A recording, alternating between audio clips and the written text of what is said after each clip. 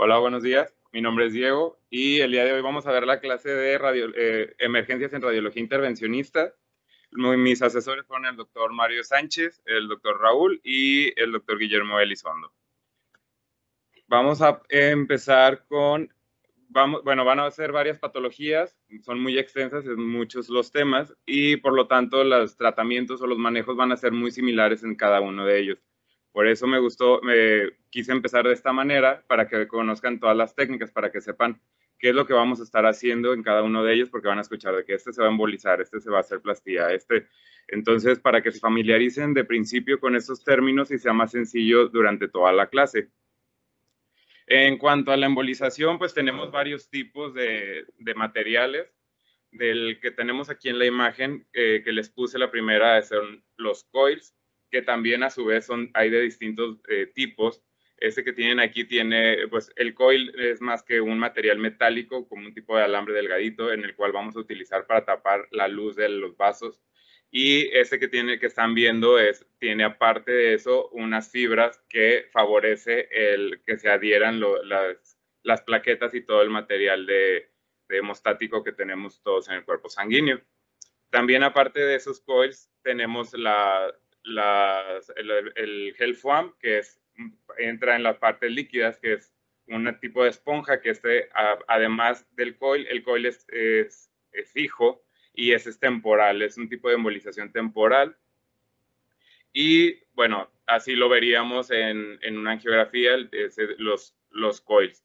También tenemos las plastías, que esta a su vez va a ser unos balones que se van a inflar. Lo vamos a utilizar sobre todo cuando tenemos oclusión de la luz. Entonces obviamente tenemos que tener cierta permeabilidad del vaso para poder entrar por medio de la guía y a su vez que pase el balón para inflarlo y generar el aumento de ese calibre o esa luz. Y además también tenemos los stents que tenemos recubierto, que es el que tienen ahí en la imagen, aquí en esta parte, que tiene la malla,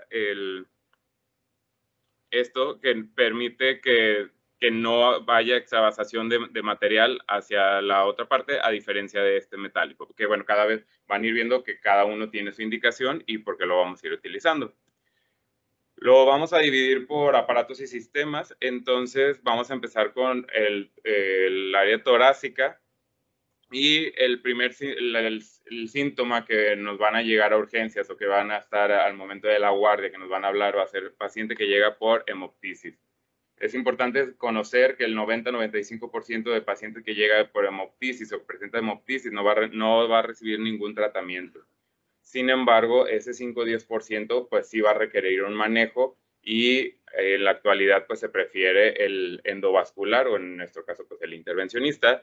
Y aquí tenemos que diferenciar entre una hemoptisis masiva a una hemoptisis normal o una de menor cantidad, y es ahí donde vamos a entrar nosotros para hacer el manejo. En cuanto a la hemoptisis masiva, vamos a hablar de que debe ser mayor a 300 mililitros en un lapso de 24 horas.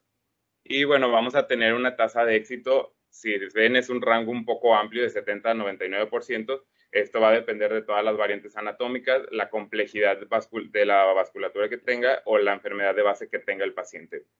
Y las complicaciones, la que más debemos de estar preocupados o interesados en este caso, pues va a ser la parálisis, que pues lleguemos a generar una oclusión de arterias medulares y por lo tanto generemos una parálisis al paciente.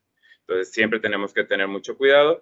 Y bueno, aquí la primera imagen, el primer caso que les puse, es una imagen, una angiografía con sustracción digital, donde pues ya está canalizada el tronco intercostal bronquial derecho, y estamos observando que, bueno, aquí tenemos el catéter, es esta parte que están viendo aquí ustedes, el catéter, y bueno, pues el contraste dentro de los vasos sanguíneos.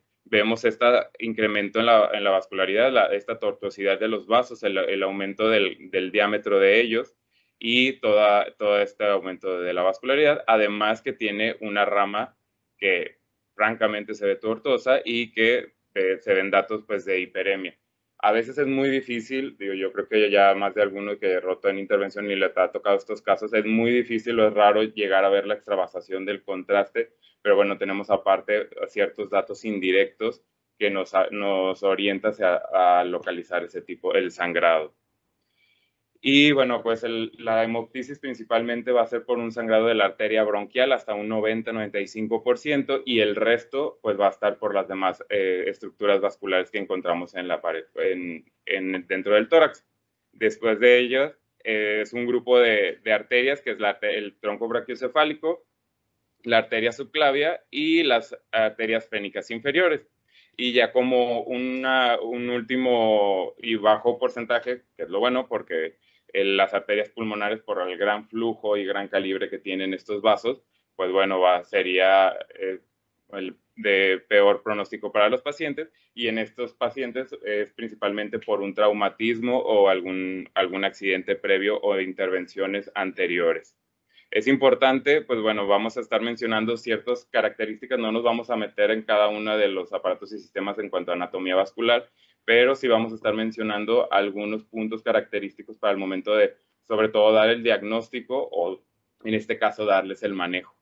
Es importante conocer que pues el tronco va a nacer a partir del T5, T6 y pues va a ser originaria de la aorta torácica descendente y lo más común, bueno, vamos a tener varios tipos, varias clasificaciones, pero lo más común es que el tronco tenga un nacimiento medial y a diferencia de la arteria bronquial izquierda que va a ser anterior. Y aquí tienen estos diagramas que va a quedar un poquito más claro. El tipo 1 que tenemos aquí es lo característico, bueno, lo más común, que como les mencionaba es el nacimiento medial y del tronco y las bronquiales izquierdas que van a tener un nacimiento anterior. Y bueno, aquí nos ponen otros dos ejemplos de variantes anatómicas, pero les quise traer estos patrones de Caldwell, que es como el más estudiado, si se fijan, van del 1 al 9 por lo menos. Entonces, pues es demasiada las variantes anatómicas que podemos encontrar aquí a este nivel. Y el más común, que es el tipo 1, es solamente el 41%. Entonces, hay que tener consideración todos estos temas.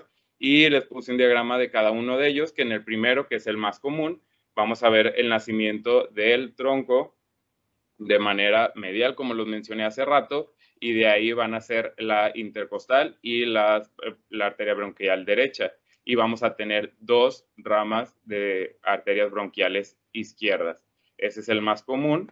Sin embargo, tenemos el tipo 2, que en este, pues, para más sencillo va a ser un tronco, el nacimiento de un solo tronco y una arteria izquierda, bronquial izquierda. Es el tipo 2, a diferencia del tipo 3, que van a ser el tronco, una arteria bronquial derecha y además las dos bronquiales izquierdas. Y ya por último, el cuarto, pues sería el tronco, la arteria bronquial derecha y una sola bronquial izquierda. Esto nada más no es para que se aprendan todos los tipos que podemos encontrar, solamente que conozcan y sepan que es mucha más las variantes anatómicas de lo que a veces pensamos. A veces creemos que solamente uno o dos tipos, cuando en realidad es demasiado y el porcentaje de encontrar algo como lo menciona normalmente la literatura como algo normal, pues la realidad es que es baja ya en el campo ya laboral. Y bueno, ¿qué vamos a utilizar en este caso? Pues si tiene un sangrado vamos a embolizar. En este caso vamos a utilizar micropartículas y se recomienda que sean mayores de 350 micras. Quienes también ya estuvieron en el departamento de intervención han de haber escuchado que se manejan por márgenes de 300 a 500, de 500 a 700. Esto nos habla del diámetro que va a tener esas partículas y que también van a escuchar que hay microesferas y partículas. La diferencia de ellas es que las partículas no van a tener una medida específica, o sea, pues se va a manejar un rango amplio porque, pues como lo dice, son fragmentos de ellos, entonces va a haber un margen de diámetros, a diferencia de las micropartículas, que esas se van a fabricar especialmente y van a tener un diámetro, la mayoría homogéneo o el mismo diámetro. Y bueno, lo que se recomienda que sea mayor de 350 es por el paso de la membrana y que se vayan estas a la circulación sistémica y causen complicaciones. Y bueno, la otra que tenemos es podemos utilizar los coils, que suelen ser más económicos. Y pues bueno, que estas son definitivas las embolizaciones. Y aquí tenemos un ejemplo donde está otra angiografía con sustracción digital. Estamos viendo el catéter en cola de cochino, que es la punta en espiral, y vemos el contraste a través del tronco y igual el aumento del calibre. Posteriormente le hicieron una angio mucho más selectiva y aquí podemos ver mucho mejor la microvasculatura que no se observaba en lo previo y vemos estos vasos, estas áreas de hiperemia y posteriormente pues ya se embolizó con partícula y es el estudio de control donde vemos ya la mejoría significativa de la red microvascular. Como les mencioné, hay que pensar y que hay que tener siempre en cuenta que hay complicaciones de todos los procedimientos y obviamente hay unas que debemos de tener mucho más cuidado que otros y entre ellas la que más debemos de cuidar en este caso es una mielitis transversa por embolización de la arteria medular, que es bajo el porcentaje, pero existe y va del 0.6 hasta un casi 5%. Entonces, siempre tenerlo en cuenta. Y pues bueno, los demás son síntomas o son complicaciones que lo podemos encontrar en cualquier otra embolización, como bueno, el síndrome post-embolización, que es el área, pues está generándose isquemia en el tejido, entonces claro, va a haber una respuesta inflamatoria del cuerpo, por lo tanto todos estos síntomas. Y entre otras como el dolor de pecho, la disfagia, y pues bueno, en este caso también podría haber incluso un EBC transitorio. Siguiendo con patologías pulmonares, tenemos el tromboembolia pulmonar y aquí los pacientes los vamos a dividir en los riesgos en el que está el paciente. Se ve compleja la diapositiva, pero la realidad es que es fácil ponerlos en una categoría. Solamente nos vamos a basar en la formación en si tiene afectación del ventrículo derecho, si tiene datos de choque y en las enzimas cardíacas. El riesgo intermedio, hay falla del ventrículo derecho, pero sin datos de choque. Y esa a su vez se va a dividir en bajo y alto grado. El bajo grado no va a haber elevaciones de enzimas cardíacas, sin embargo, pues clínicamente sí va a tener falla cardíaca. Y en el de riesgo intermedio alto, en este sí ya vamos a tener alteraciones de las enzimas cardíacas. Y bueno, en alto riesgo, ahí sí vamos a tener datos francos de choque. Nosotros, cuando el paciente entra a procedimientos de intervencionistas, van a ser el de riesgo intermedio alto o alto. Las últimas dos son donde vamos a entrar nosotros. Y bueno, ¿qué tenemos como tratamiento? Que son pocas veces se realizan, pero existen y lo podemos realizar. Va a ser la infusión directa del fibrinolítico directo en el vaso hacia el trombo, como en el caso que les puse aquí de la angiografía, donde estamos viendo, pues bueno, el catéter es con sustracción digital y estamos viendo aquí el catéter, la perfusión del medio contraste hacia el tejido y vemos estas áreas de defecto de llenado, pues que es el trombo y vemos el parénquima pulmonar aquí hasta esta parte que está llegando el contraste, sin embargo, hacia la base vemos que no está llegando el contraste de manera homogénea como en el resto del parénquima. Y bueno, ya ahí aplicaron el fibrinolítico y es el estudio de control donde ya estamos viendo ya esa perfusión adecuada en comparación al previo. Y bueno, también existen dispositivos o materiales donde se puede hacer la eliminación de este trombo y la aspiración de él en este caso, pues no vamos a tener complicaciones en cuanto a aumentar el riesgo de sangrado del paciente. Otro rubro es las lesiones de extremidades. En este caso van a ser traumatismos, que pues aquí el hospital es un centro de concentración de estos casos, pues donde hay las armas de fuego que son comunes en nuestro medio lamentablemente. Y pues bueno, aquí también poco se hace por intervencionista porque se asocian, como es por arma de fuego principalmente, a lesiones óseas o también accidentes viales, entonces pues se prefiere entrar directamente a quirófano para reparar tanto lo óseo como lo vascular. Sin embargo, existen ciertos casos donde hay el riesgo de una compresión, una lesión vascular, aparte de vascular, nerviosa, y o en el caso de donde no se pueda o se necesite una perfusión adecuada, como en el caso de las arterias femorales, y pues en el caso de complicaciones nerviosas son arterias de la subclavia y la carótida. En cuanto a la arteria subclavia, tenemos dos limitaciones. Aquí cuando tiene el paciente una lesión de la arteria subclavia podemos poner un stent. Sin embargo, tenemos que tener en cuenta que por la situación de la anatomía vascular, se puede fracturar el material, el stent, y por lo tanto hay más riesgo de que se llegue a tapar. También es importante que tenemos el nacimiento de las arterias vertebrales, entonces tenemos que asegurarnos que el flujo de la arteria vertebral contralateral a la que vamos a tratar tenga una buena perfusión, buen paso de ello, porque si llegamos a tapar el lado de que nosotros pusimos el stent y en el lado contralateral ya tiene unas placas o tiene afectación, vamos a tener una disminución en el flujo posterior cerebral.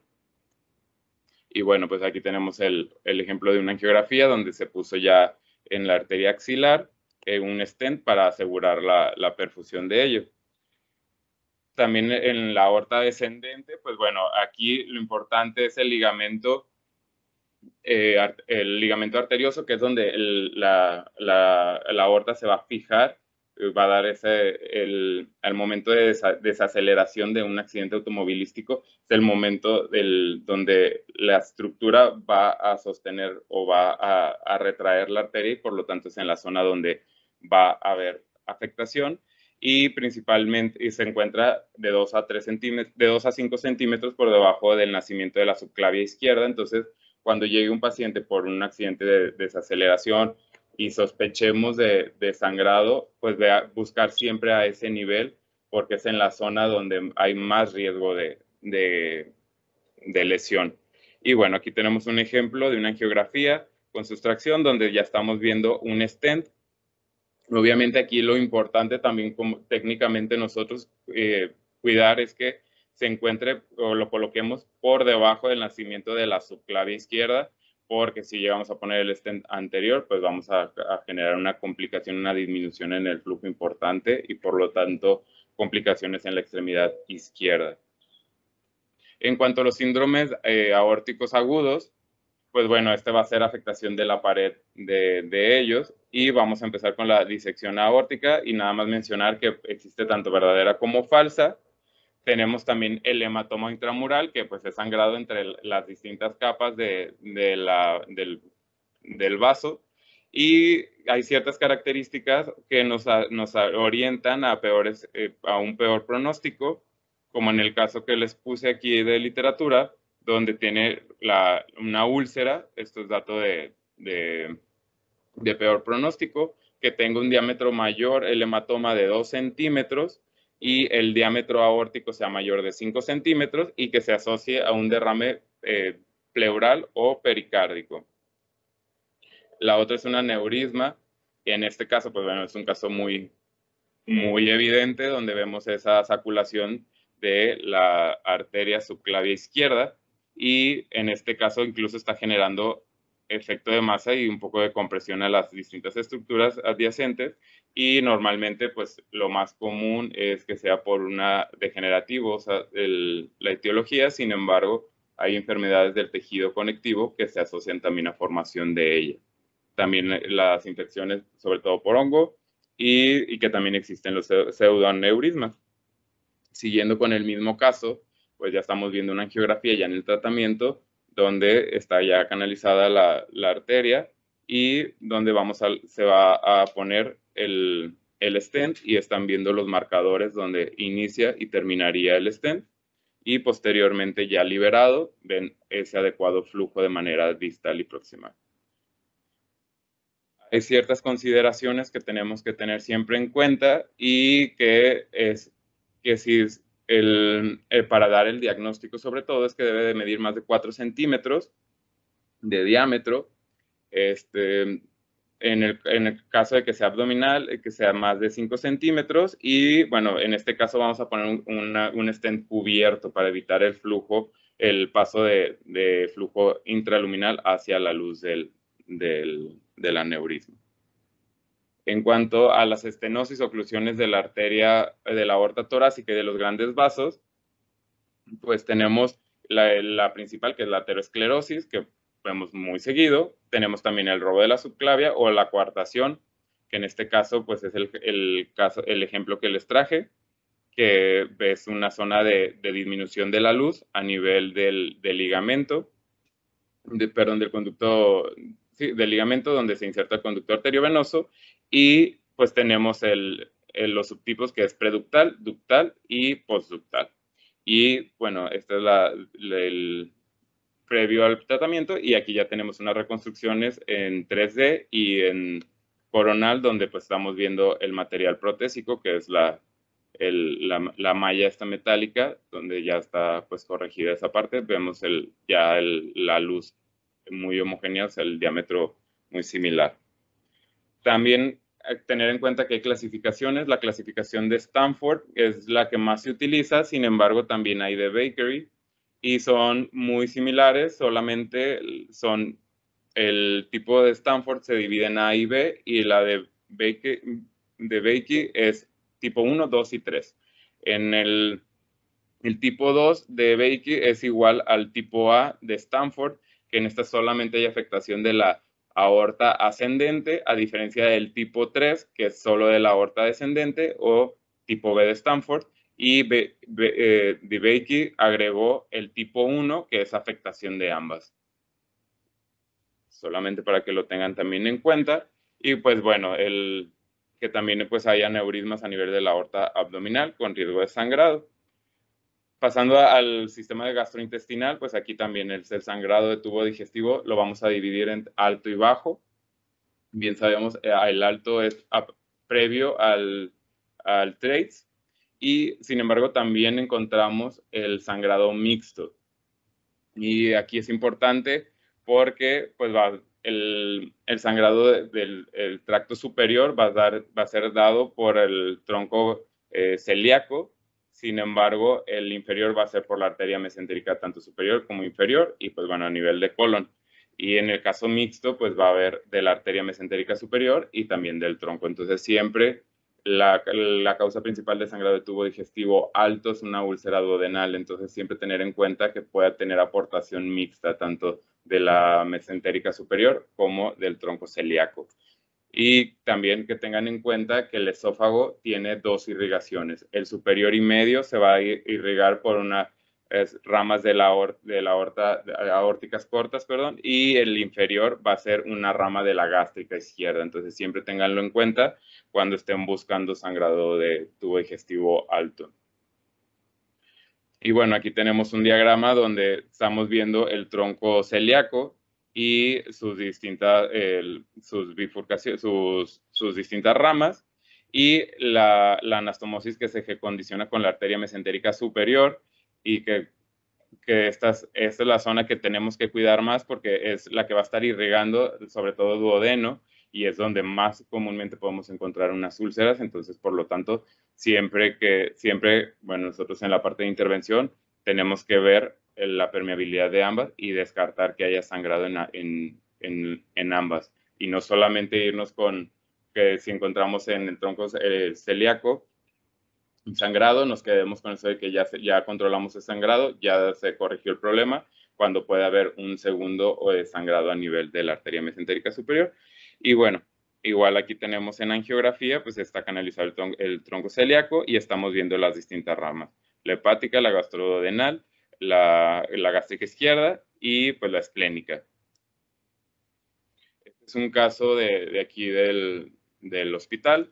Es un paciente que tenía ya el diagnóstico de un tumor de GIST, que es esta lesión que están viendo aquí. Algo importante también para mencionarles, quienes estén en tomografías, en urgencias, o encargado de realizar el procedimiento en urgencias, en la guardia, pues es tomarle el estudio basal simple y ya posteriormente las fases angiográficas, posterior a la administración de contraste, porque a veces queda la duda de si es algún material denso, porque a veces son pacientes que ya ingresaron a endoscopías, entonces se pone material y no sabemos qué tanto es material hemostático o en realidad un sangrado. Entonces siempre te favorece el ver un estudio basal simple para ver esa extravasación de contraste.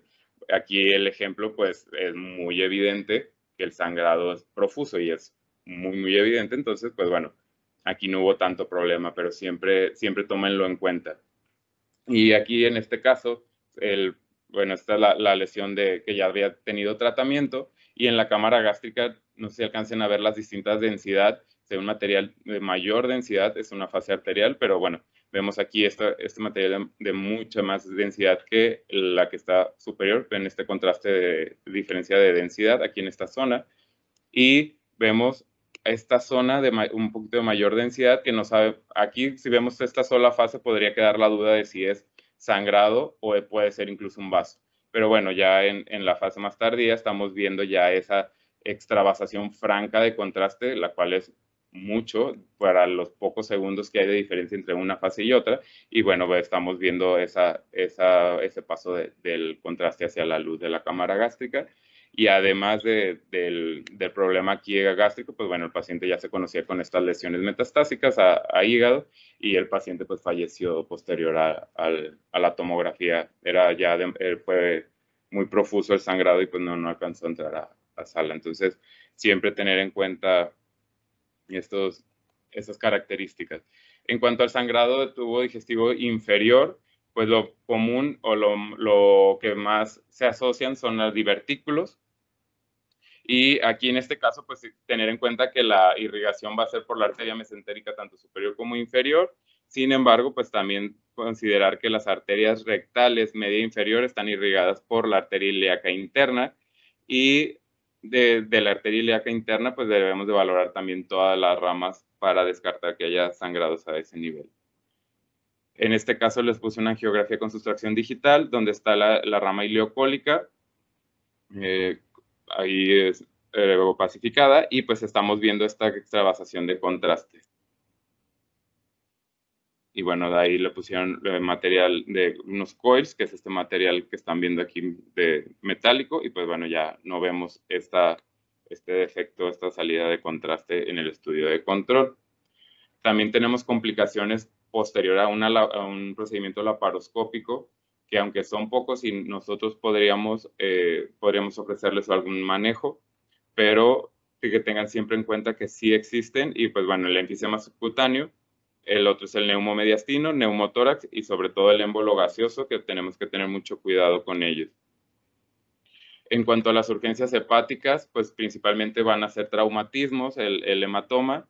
Solamente mencionarles pues que el 66% es de un vaso único sangrante, sin embargo el 20% puede ser de múltiples y el 13% de solo 2 vasos. Entonces, normalmente se autolimita, en un 90% no requiere de manejo en este caso, y pues que conozcan también los distintos grados de hematomas o de lesiones hepáticas que ya hemos visto en temas anteriores. En cuanto a urgencias renales, tenemos que va a haber distintas etiologías. Tenemos la traumática, la iatrogénica y la obstructiva. La traumática, que es la más común, pues bueno, tiene un importante pues observación o cuidado en todo el mundo, debido a que, por ejemplo, en Estados Unidos es la principal causa de muerte en todas las edades por los accidentes automovilísticos. La principal en mayores de 45 años y la cuarta en todas las edades. Normalmente es por un trauma cerrado, aunque pues puede haber también de penetrante hasta un 14%. Suelen ser pacientes jóvenes y masculinos. Consideraciones anatómicas, pues hay que considerar que los riñones son órganos retroperitoneales que van a estar envueltos o protegidos por la fascia de Gerota, y que hay 2 puntos de unión o de fijación de él. Uno es a nivel del pedículo y otra es a nivel de la unión ureteral. Por lo tanto, en estos 2 puntos es donde hay que tener cuidado de tener una lesión. Algo también importante es lo que les mencionaba al inicio de las variantes anatómicas. Pensamos que llegamos a ver las imágenes todas bonitas del libro donde vemos la anatomía más común, pero pues como lo estamos viendo en este diagrama, lo más común que conocemos en las clases pues es solamente en un 55%, el resto tienen alguna variante, alguna rama de polar accesoria o alguna extrailiar, como en este caso. Entonces, no irnos con la finta de, por ejemplo, si entramos a algún procedimiento o están viendo una tomografía donde están sospechando de sangrado, que se basen solamente a nivel del hilio cuando pueden tener una arteria polar, que es la que está causando el problema. Entonces, pueden ver el hilio y decir, no, no hay problema. Sin embargo, buscar todas las distintas variantes. Y bueno, había este diagrama que se me hizo interesante en el cual cuando llega un paciente a urgencia, si el paciente está inestable, podemos hacer dos cosas, que entre cirugía o entrar directo a hemodinamia para aplicar contraste endovascular y ver si hay datos de sangrado en el caso que estén sospechando de un sangrado activo. Sin embargo, si el paciente puede esperar o puede estar en un estado de latencia, se prefiere entrar a tomografía contrastada, asegurar que esté o no el sangrado, y en todo caso si está, pues ya nos sirve a nosotros para el momento de entrar a algún procedimiento, ya conocer la anatomía y ir dirigidos y perder menos tiempo buscando el vaso sangrante. Entonces aumenta la tasa de éxito. También mencionarles pues que obviamente hay clasificación de todos ellos, de todas las lesiones, y pues se ve compleja esta tabla también, pero pues en realidad es sencilla, son 5 grados. El diagrama está un poquito más amigable, donde tenemos el hematoma subcapsular, el grado 1. El grado 2 ya hay un hematoma extracapsular, pero está contenido por la fascia de Gerota y vemos una zona de laceración. Esta debe ser menor a 1 centímetro. Y el grado 3 es cuando ya esta laceración es mayor de ese centímetro y ya el hematoma puede ser mucho mayor. El grado 4 ya se extiende a más de la fase de Gerota y ya hay lesión vascular, sin embargo no a nivel de hilio, y pues en el grado 5 pues ya es la más compleja. ¿Qué predictores de embolización tenemos? Bueno, pues lo ideal, como les mencioné, es hacerle un TAC, y pues decía que la distancia del borde de hematoma que sea mayor de 2.5 centímetros, la extravasación de contraste franca al momento de aplicar el contraste, o que clínicamente el paciente requiera más de 2 paquetes globulares. Esto nos va a orientar a que el paciente va a requerir entrar en hemodinamia lo más pronto posible. Aquí les puse un ejemplo de un hematoma. En este caso, pues fue posterior a una biopsia, fue iatrogénico. Y bueno, tenemos el eco, el riñón izquierdo, y vemos esta lesión o este material hipoecoico heterogéneo adyacente al riñón y que incluso está generando cierto desplazamiento de dimensiones pues considerables, de incluso 6 centímetros. Y aquí los tenemos en los ejes ortogonales, y pasó a tomografía contrastada, donde pues estamos viendo este gran hematoma que está causando el desplazamiento del riñón izquierdo de manera anterior, y vemos la extravasación de contraste en la fase, un poquito más en la fase venosa. Estamos viendo esa extravasación aquí de contraste. Unos cortes muy inferiores, desde la fase arterial ya estábamos viendo la extravasación de contraste, entonces pues era un sangrado considerable. Y pues bueno, aquí ya vemos el pool o el acúmulo de contraste en las fases más tardías. También importante, cuando estén en tomografía y estén sospechando de sangrado y le hagan las fases arteriales y no ven sangrado, queda la duda, háganle una adquisición tardía para asegurar que no está viendo extravasación de contraste. Entonces, siempre si tienen esa duda, es mejor esperar unos minutos, volverle a hacer otro barrido al paciente, y así si no ven extravasación de contraste, pues bueno, disminuyes la probabilidad de que se te esté yendo un sangrado.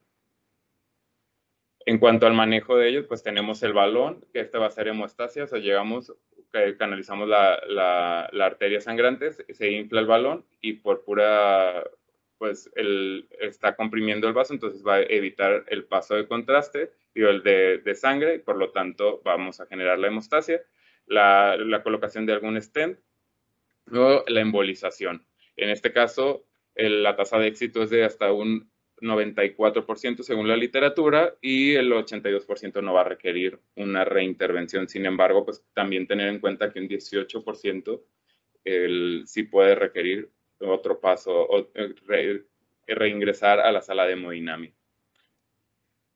Las complicaciones que puede llegar a haber, pues una fístula que va a requerir embolización o pseudoaneurismas, que en ese caso pues vamos a tener que colocar algún stent. En cuanto a los traumas renales que no tienen afectación vascular, pues tenemos que hay laceración o lesión del sistema colector, el ureter, vejiga o uretra. Es importante mencionarles que aunque el paciente tenga doble J, si la lesión está a nivel de pelvis, pues tenemos que colocar unas nefrostomías para asegurar el drenaje y evitar la colección o generar un urinoma, por lo tanto, o viceversa. Si el paciente ya cuenta con nefrostomía, pero vemos una lesión a nivel de ureter, pues colocar el doble J siempre y cuando teniendo cuidado de que no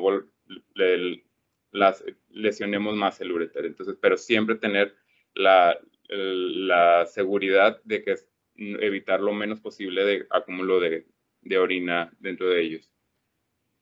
En cuanto a las emergencias no traumáticas, solo mencionarles pues, que hay otras patologías como los quistes, que se rompa algún quiste, que tenga alguna lesión sangrante, que lo más común son los angiolipomas, que son lesiones grandes, mayores de 4 centímetros, pues va a haber más probabilidad de que esta sangre.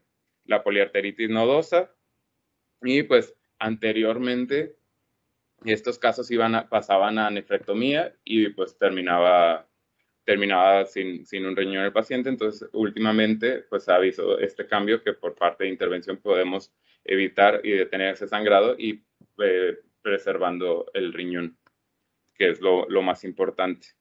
También tenemos urgencias obstétricas, que poco vemos porque la mayoría entran a procedimiento quirúrgico, pero que también podemos nosotros ofrecerles un manejo y que en realidad son varias las patologías que podemos nosotros apoyarlos, que como una de ellas son la hemorragia postparto, las hemorragias obstétricas, la colocación profiláctica en el caso en las arterias ilíacas, en el caso sobre todo de un acretismo placentario que se sospecha o que se prevea un sangrado profuso al momento del parto, podemos hacer este tratamiento, la colocación de un filtro de vena cava, e incluso la inyección de material directamente al saco gestacional. Vamos a ir viendo cada uno de ellos. Pues bueno, la embolización de arterias uterinas y pues todas las ramas que pueden estar causando sangrado a este nivel. También considerar la clasificación que hay hemorragia primaria y secundaria. La primaria va a ser en las primeras 24 horas y se considera cuando hay un sangrado más de 500 mililitros, a diferencia de la secundaria, que es después de las 24 horas e incluso hasta 6 semanas después del nacimiento del producto. Las distintas características por imagen, pues tenemos por ultrasonido que podemos encontrar líquido libre, productos de un hematoma, un coágulos retenidos. Al Doppler, pues esa solamente nos apoyaría en el caso de que hubiera alguna malformación. La tomografía contrastada, pues donde vamos a ver la extravasación de contraste, y pues la resonancia en el caso de que clínicamente lo permita la paciente. Y aquí les tengo un ejemplo de una lesión uterina donde estamos viendo la disrupción de la cavidad endometrial hacia la vía exterior. Aquí ven la comunicación aquí hacia esta zona. Y algo importante que tenemos que tener en cuenta es que si al paciente le están pasando fármacos uterotónicos, pues tenemos que esperar a que pasen 30 minutos por lo menos para que pase el efecto, porque también van a generar vasoconstricción aparte de la constricción pues es constricción de músculo liso, entonces pues también va a afectar los vasos. Entonces al momento de hacer una angiografía se nos va a complicar la situación. Algo importante que también les había mencionado, pues bueno, en este caso de la atonía es raro ver la extravasación franca del contraste, pero tenemos esos datos indirectos que nos orientan, y pues a veces se prefiere hacer una embolización profiláctica de las arterias uterinas, que incluso en quirófano lo hacen, pinzan las arterias directamente para evitar el sangrado sin ser tan selectivos. A veces nosotros queremos ser supraselectivos cuando pues en una emergencia no podemos darnos ese lujo, y pues podemos hacerlo profiláctico y no esperar o llegar hasta las ramas más distales. Este caso ya lo habían presentado en alguna otra clase sobre una malformación uterina que tuvimos, que llegó con sangrado profuso transvaginal, y pues bueno, vemos, ya tenían el diagnóstico por ultrasonido, que lo hizo acá el doctor Florencio, y después pasó con nosotros en hemodinamia y vemos la ilíaca derecha canalizada aquí con contraste en una angiografía con sustracción digital y vemos todos estos vasos aberrantes que están generando una lesión y pues bueno, como tiene esa cantidad de contraste o flujo esa lesión.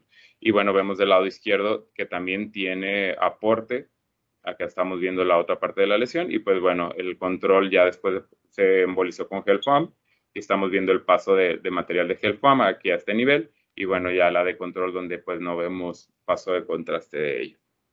Este procedimiento me pareció interesante, que pues es la oclusión profiláctica con vasos de las arterias ilíacas. En este caso se utiliza pues cuando en un acretismo placentario donde el paciente va pues a trabajo de parto para evitar que la paciente tenga un sangrado profuso. Entran primero a hemodinamia, obviamente cuidando pues todo el alara para evitar la exposición lo más posible al bebé y a la madre.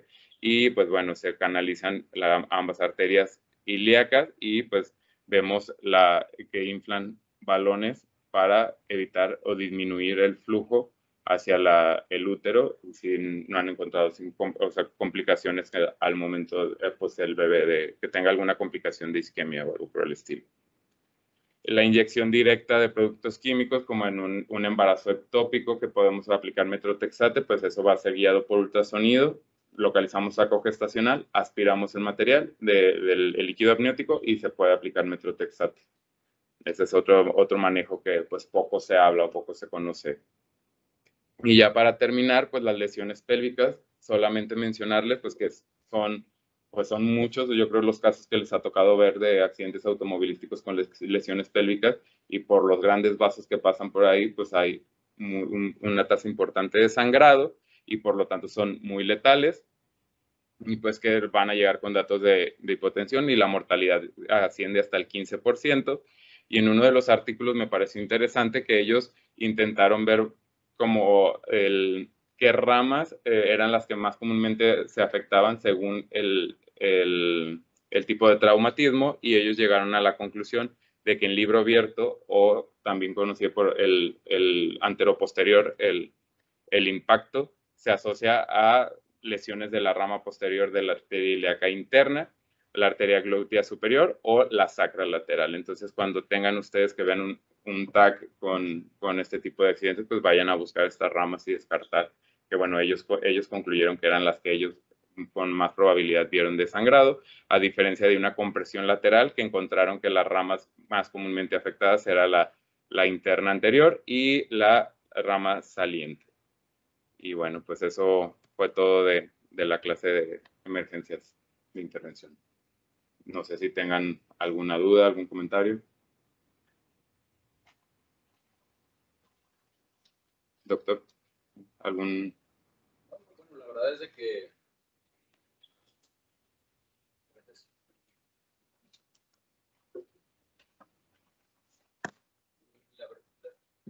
la verdad es de que bueno, no soy un país. Gracias. Digo, como tú lo mencionaste, dice un espectro yo creo que muy completo de todas las posibilidades que existen en cuanto a intervención y la verdad es de que en el caso muy particular de lo que se trata de urgencias, la gran mayoría de las veces tiene que ver con embolización, con detener un sangrado. O sea, si hablamos de urgencias en ese aspecto. Existen otras urgencias. ¿Cómo podría ser una crisis? ¿Cómo podría ser una pionefrosis? Digo, otro tipo de situaciones, embolismo pulmonares. Hay otras cosas que probablemente también son urgencias en las que también podemos intervenir y que no necesariamente son traumáticas o iatrogénicas, pero muchas veces también pueden ser. Y bueno, básicamente yo creo que es eso, ¿no? Es la posibilidad que tenemos de que una vez que hay un centro como este, donde está personal entrenado y que estás dispuesto a que funcione 24 horas, pues obviamente vas a ayudar bastante a los pacientes. Pero este caso interesante, por ejemplo, ese que dijiste de la biopsia renal, me llamó mucho la atención, que se veía el riñón, no sé si al final hicieron una angiografía o no. Sí, entramos a hemodinamia y no se vio el sangrado ya. Fíjate, bueno, Nada más de verlo, ese es la prueba anterior. La anterior a eso. No, hace pues... Ese de ahí, si te fijas, el riñón está bien. ¿Sí? El sangrado ahí desde la fase arterial se está originando del centro del hematoma. ¿Sí? Y no parece venir del riñón, o sea, porque esa no es una... Pues probablemente lo que sucedió fue una mala suerte, ¿sí? En donde pasaste por una de las arterias retroperitoneales ahí pequeñina, y de ahí, ¿no? Porque la verdad es que el riñón se ve bien, no está jugando de arriba, está jugando del centro, si te fijas. Entonces, probablemente es lo que te iba a decir, si hiciste angiografía, pues no iba a ser un problema de la renal, es un problema de una arteria muy pequeñina, probablemente parietal o algo así, que está retroperitonealmente.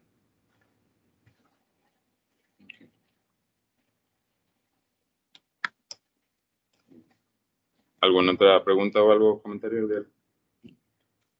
Bueno, listo. No, ¿me escuchan? Sí, doctor. Sí, ¿qué tal? Buenos días. Bueno, yo nada más como comentario,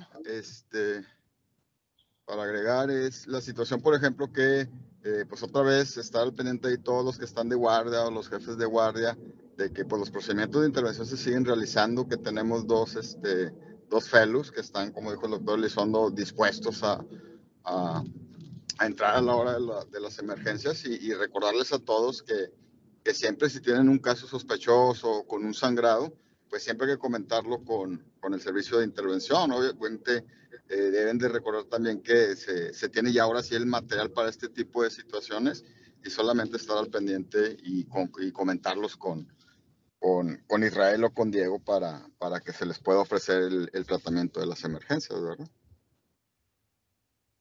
Así es. Gracias, doctor.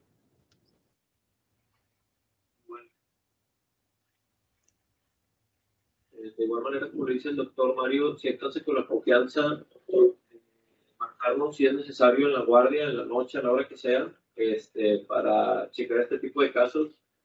Y no se esperen a que el clínico nos diga algo. Siempre a lo mejor cuando damos una tomografía nos quedamos con la inquietud de que, pues bueno, ya se hizo la tomografía, ya le dije al clínico que está sangrando, de que bueno, pues me voy a esperar a ver qué me dice.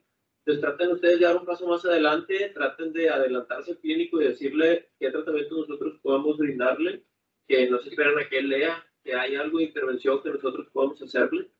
Y yo creo que eso, tío, no solo como para el aprendizaje de nosotros, sino para el beneficio del paciente. Obviamente lo que evitamos es que sucedan algunas cosas trágicas, como que pues, no podamos alcanzar a darle un tratamiento efectivo al paciente y que pues pierda la vida. Entonces, siéntanse con la confianza. Claro, obviamente primero checando bien el estudio y cualquiera nos puede marcar por teléfono para comentarnos el caso, ya sea en la noche, en el fin de semana, cuando sea. Y si es necesario, pues entramos a realizar el procedimiento. Y pues fuera de eso, la verdad es que hay muchos tratamientos que nosotros podemos hacer y que podamos beneficiar al paciente de muchas maneras. Así que, pues, con confianza. Sí, siguiendo lo que les dice Israel, de hecho, el caso que les puse de la malformación uterina, quien se acercó con nosotros fue Florencio. Él hizo el ultrasonido y él dio el diagnóstico y él fue y nos dijo, oigan, veo esta lesión, ¿le pueden ofrecer algo? Y nosotros, pues, nos comunicamos con los ginecólogos y los ginecólogos abiertamente nos lo dijeron. Pues, iba a pasar a histerectomía, no sabíamos que existía, que le podían ofrecer ustedes este tratamiento. La paciente tenía 24, 25 años, obviamente quiere tener gestas más, entonces pues iba a perder esa oportunidad que nosotros pudimos ofrecerle un tratamiento alternativo que muchos médicos ni siquiera conocen ese manejo. Entonces también eso, pues ahí la intervención de él fue quien salvó ahí el paciente.